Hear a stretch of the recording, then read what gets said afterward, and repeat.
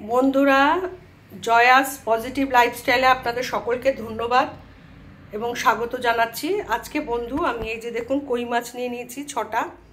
এই কই মাছগুলোকে আমি ভালো করে নুন দিয়ে ডলে ডলে, কই মাছে তো প্রচুর লালা থাকে, সেই নুন দিয়ে ভালো করে ডলে ডলে পরিষ্কার করে নিয়েছি। নিয়ে ভালো করে জল দিয়ে ধুয়ে এই যে একটা পাত্রে নিয়ে নিয়েছি। আর এইখানে দেখুন বন্ধুরা, আমি একটা বড় সাইজের ফুলকপিকে কেটে নিয়েছি, আর আলু কেটে নিয়েছি, কাঁচা লঙ্কা নিয়েছি। এই আলু ফুলকপি দিয়ে আমি আজকে এই কই মাছের ঝোলটা রান্না করব। চলুন দেখে নেওয়া যাক আমি কিভাবে রান্নাটা করছি। এগুলোতে সব নুন হলুদ মাখিয়ে নিয়েছি। কড়াইয়ে তেল দিয়ে দিয়েছি, তেল গরম হয়ে গেছে। তেলটাকে একটু কড়াইয়ের চারিদিকে একটু ঘুরিয়ে দিচ্ছি তেলটাকে। এবার মাছগুলো এক এক করে ভেজে নেব।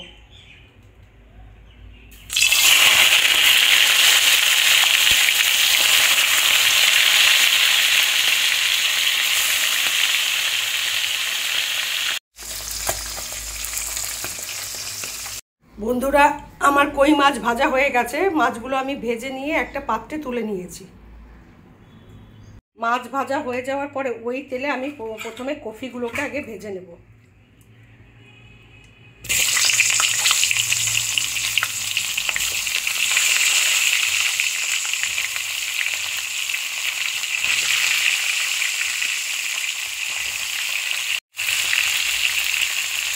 কফিগুলোর মধ্যে একটু লবণ দিয়ে দিলাম।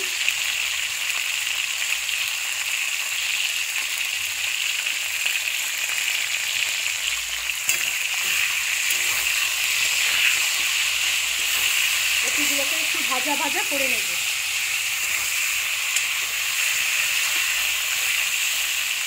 কফিগুলো আমার ভাজা হয়ে গেছে। আমি বেশি কড়া করে ভাজবো না, কারণ আবার তো কষাতে হবে আলুর সাথে। এই অবস্থায় আমি কপিগুলোকে তুলে নিচ্ছি। কপিগুলো আমি ওই মাছ ভাজার পাশে এই যে তুলে নিয়েছি।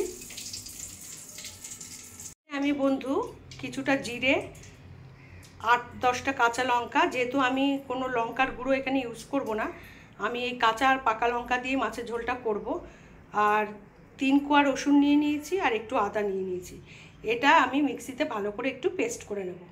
যে আমি দেখুন বন্ধুরা, এই মিক্সিতে এই যে পেস্টটা রেডি করে নিয়েছি। আর ওই কফি ভাজার পরে সেই তেলে আমি কিছুটা জিরে ফোড়ন দিয়ে দিলাম। আর একটা জিনিস দেবো বন্ধুরা, আমি একটা ছোট সাইজের পেঁয়াজ এরকম ঘষে নিয়েছি, সেই পেঁয়াজটাকে এখানে দিয়ে দেবো।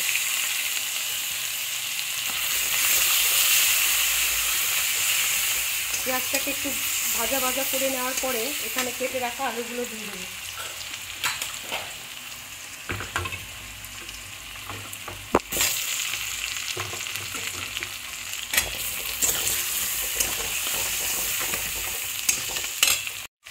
আলুটা ভাজা ভাজা হওয়ার পরে আমি এর মধ্যে ওই মশলাটা দিয়ে দেব।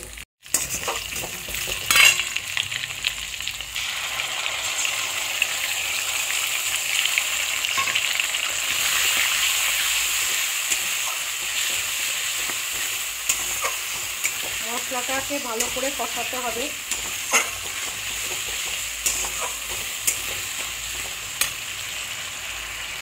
এবার এর মধ্যে আমি একে একে করে গুঁড়ো মশলাগুলো দিয়ে দেব।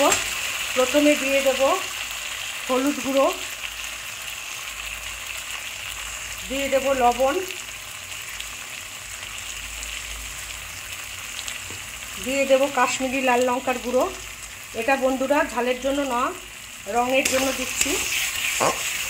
আর আমি এখানে কোনো লঙ্কার গুঁড়ো ইউজ করব না, আমি কাঁচা আর পাকা লঙ্কা ওই জিরের সাথে বেটে দিয়েছি, ওটাই আমার যা ঝাল। এমনি আমি আলাদা করে লঙ্কার গুঁড়ো দেবো না। এবার এটাকে ভালো করে কষাতে হবে, জল দিয়ে দিয়ে কষাতে হবে যাতে মশলাটা পুড়ে না যায়।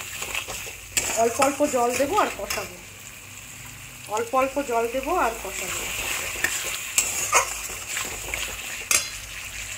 বন্ধুরা, কষাতে কষাতে মশলা থেকে তেল ছেড়ে দিয়েছে। এই অবস্থায় আমি ওই ভেজে রাখা ফুলকপিগুলো দিয়ে দেবো।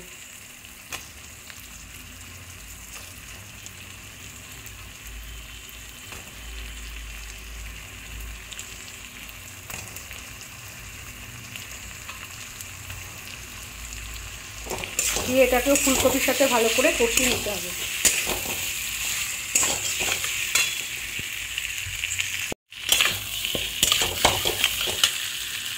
অল্প অল্প জল দেবো আর কষাবো।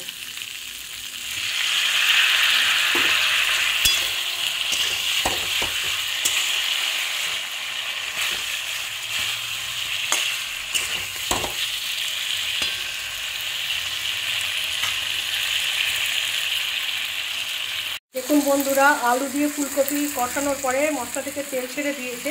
আর এখানে আমি দেখুন বন্ধুরা গরম জল করে নিচ্ছি। তরকারিতে গরম জল দিলে তার স্বাদ কিন্তু অন্যরকম হয়। এবার এই গরম জলটা এর মধ্যে দিয়ে দেবো। গরম জলটা দিয়ে দেবো।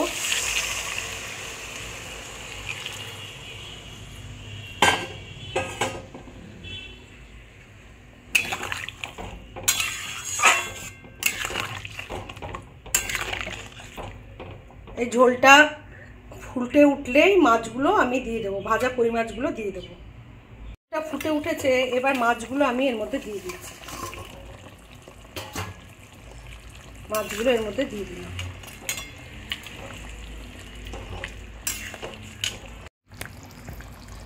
আর একটু ফুটলে আমি নামিয়ে নেব। দেখুন তরকারিতে এরকম দেখুন তেল উপরে উঠে এসেছে। কোনো তরকারিতে এরকম তেল উপরে উঠে আসলে সেই তরকারির স্বাদ কিন্তু খুব ভালো হয় বন্ধুরা। আর একটু হলে আমি নামিয়ে দেব।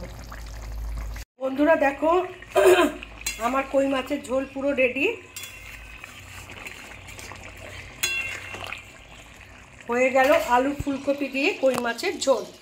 এবার আমি গ্যাসের ফ্লেমটাকে বন্ধ করে দিচ্ছি। যদি বন্ধুরা আমার এই রেসিপিটা আপনাদের ভালো লেগে থাকে অবশ্যই একটা লাইক করে দেবেন। আর বাড়িতে অবশ্যই ট্রাই করে আমাকে জানাবেন কেমন হলো। এর সাথে সাথে আমার চ্যানেলে যদি কোনো বন্ধু নতুন হয়ে থাকেন অবশ্যই চ্যানেলটাকে সাবস্ক্রাইব করে নেওয়ার জন্য অনুরোধ করছি। পুরনো বন্ধুদেরকে অসংখ্য ধন্যবাদ জানাচ্ছি। আপনারা তো কই মাছ অনেকে অনেক রকমভাবে তৈরি করেন বাড়িতে। আপনারা কিভাবে তৈরি করেন অবশ্যই একটু কমেন্ট করে জানাবেন। নমস্কার, ধন্যবাদ।